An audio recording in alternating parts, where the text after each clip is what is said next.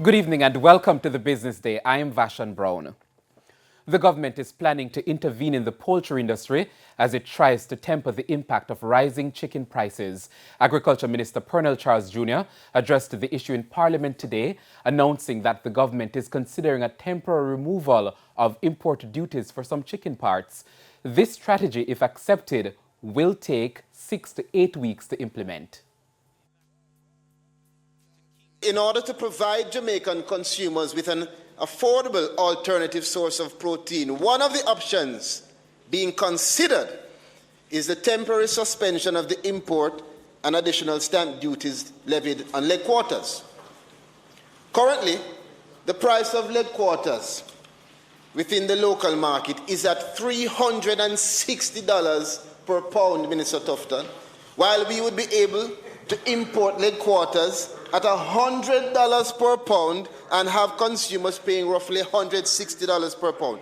This would allow Jamaican consumers to purchase at least 3 times the quantity of poultry meat that they are currently able to afford. Now, opposition spokesman Julian Robinson, however, warned against this move. Acknowledge the extent of the problem. I want to urge some caution on the proposal about suspension of the CET and the stamp duties. And caution, one, because removing it, and I know you said temporarily, could lead to the dumping of these items here in Jamaica and adversely affect the local industry.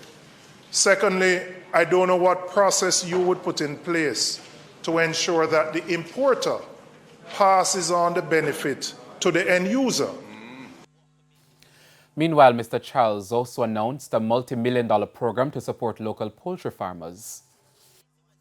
The ministry, in an effort to bolster the production of the local poultry sector, has set aside $50 million to be immediately made available to assist with the purchase of feeds, chicks, and medications for our farmers through RADA. The U.S. currency is being sold for an average $156.92.